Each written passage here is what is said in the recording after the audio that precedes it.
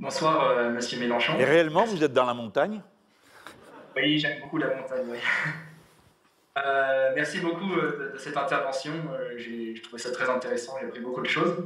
J'avais une question sur l'énergie. Parce qu'en fait, ce que vous avez dit sur la diversion dans le débat public m'a fait réfléchir. Au niveau de la question du nucléaire, on discute beaucoup du nucléaire. Alors j'entends votre position. Il y a des gens qui ne sont pas d'accord et d'autres qui sont d'accord sur faut-il sortir ou non du nucléaire. Mais l'électricité aujourd'hui, c'est 20% de notre consommation d'énergie. Et les 80% restants, donc 20% pour l'industrie, il y a des transports qui sont au pétrole, il y a le chauffage qui est majoritairement au gaz. On n'en parle jamais. Finalement, si on veut résoudre ce problème, il faudra l'électrifier avec des pompes à chaleur, de l'hydrogène, des voitures électriques, et on aura besoin de doubler notre production d'électricité pour répondre à ces besoins.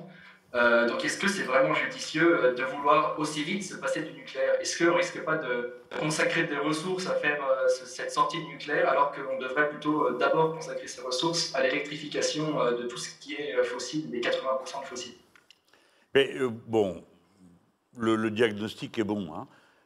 Dans mon explication de tout à l'heure, il manquait un point. On m'en a fait le reproche amical il n'y a pas longtemps. On m'a dit « tu n'as pas le droit de tenir ce discours sans parler de la nécessité, de la sobriété de la consommation d'électricité ». C'est-à-dire, honnêtement, aucun plan ne tient si on continue avec le même niveau de consommation d'énergie.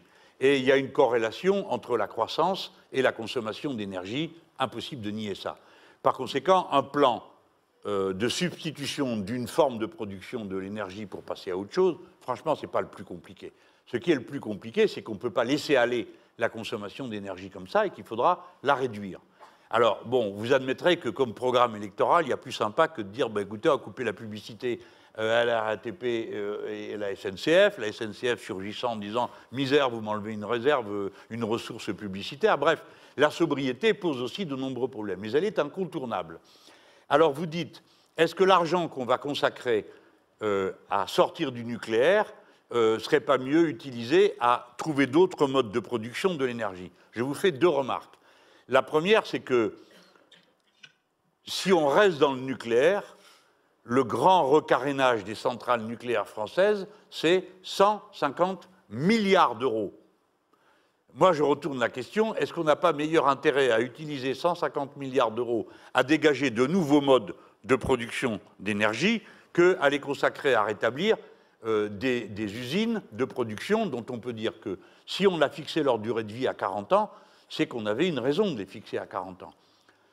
J'aime pas, moi, jouer la fleur publique, hein, parce que c'est pas bon, ça bloque la tête, on réfléchit plus quand on a peur. Mais réellement, il y a de quoi s'inquiéter, je vous ai dit tout à l'heure pourquoi.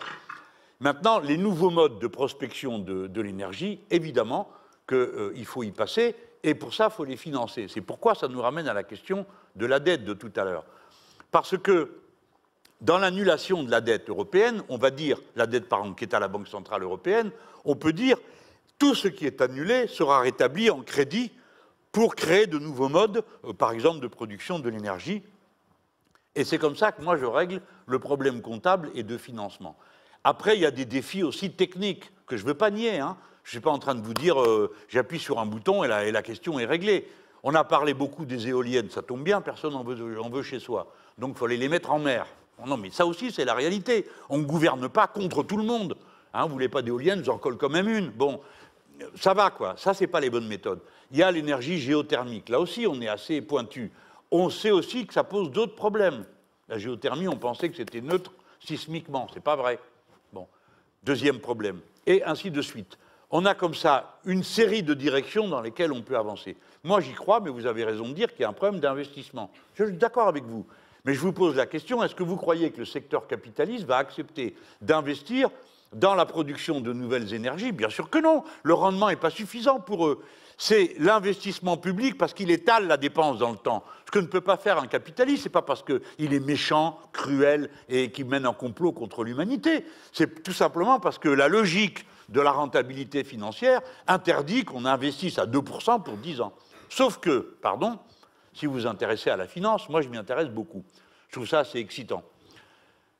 Les fonds de pension et tous ceux qui aujourd'hui manient de l'argent, parce que si je suis élu, si on dirige ce pays, on ne va pas passer du jour A au jour B où c'est fini. Il n'y a plus le monde, il n'y a plus le capitalisme, il n'y a plus la finance, c'est pas vrai. Donc on a intérêt à ménager par un bon rapport de force, un bon compromis. Tous ces fonds ont besoin d'investissements stables. Alors ils font les fonds pourris, les risques, mais ils ont aussi besoin d'investissements stables.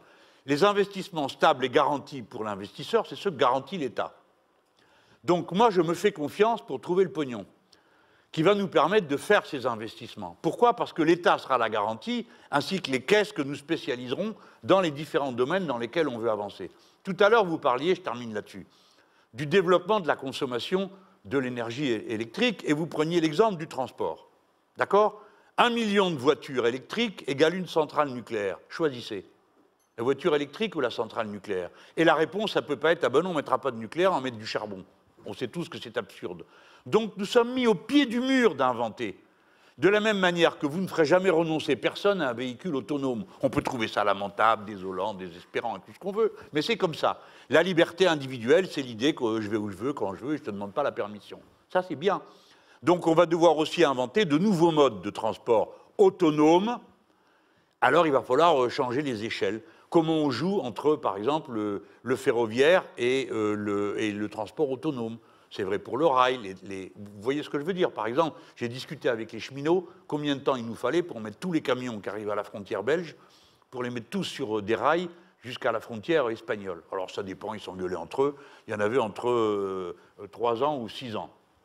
Mais le pire, c'est pas ça, parce qu'en les écoutant parler, bon, je voyais que ça discutait, c'était normal, on n'avait pas comme ça à me répondre. Le problème, c'est que, personne ne veut du point d'entrée et personne ne veut du point de sortie. Vous comprenez ce que je veux dire? C'est-à-dire l'endroit où on fait remonter les camions dans les trains, les gens ne veulent pas l'avoir devant chez eux. Et l'endroit où les camions descendent du train, non plus, les gens ne le veulent pas. Donc on a des conflits d'usage continuels qui vont surgir. Ça, c'est la gestion des sociétés du XXIe siècle. Tout à l'heure, j'ai parlé de l'eau, les conflits d'usage de l'eau, maintenant, c'est terrible. Vous savez qu'on va chercher l'eau des barrages pour faire de la fausse neige, et ensuite prendre des exemples caricaturaux. Mais la ponction de l'agriculture sur la flotte, la ponction des villes, bref, ça, c'est les conflits que vous allez, vous, surtout votre génération, parce que moi, je ne ferai que passer dans tout ça, mais vous avez ça sur les bras pour au moins 10, 20, 30 ans. Des conflits d'usage qui étaient inconnus jusqu'à présent, et que vous ne réglerez pas simplement en disant « je transfère la somme d'un endroit à l'autre », pour développer d'autres sources d'énergie. Parce que développer d'autres sources d'énergie, en abandonner certaines, vous étiez d'accord avec moi, pour renoncer à l'énergie carbonée. Mais rien que ça, amis, ben vous allez vous en prendre pour cher, hein, parce que ça représente un secteur extrêmement important. Rien que ça, moi je me rappelle, il y a 3-4 ans, quand je disais sortir des énergies carbonées, tout le monde disait oui, oui, comme ça, genre oui. Alors dès qu'on arrive au nucléaire, tout le monde criait. Mais ce n'est pas le plus important, le plus difficile, ce n'est pas le nucléaire, c'est le reste.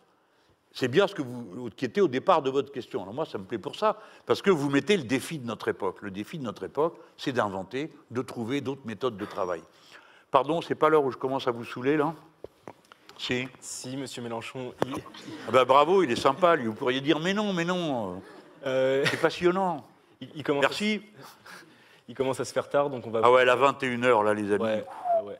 Ça fait combien de temps que ça dure, cette histoire? 2 heures déjà. 2 heures. Merci à tous nos camarades. Commencer à quitter. Merci à tous nos camarades qui ont pu poser leurs questions et enrichir le débat.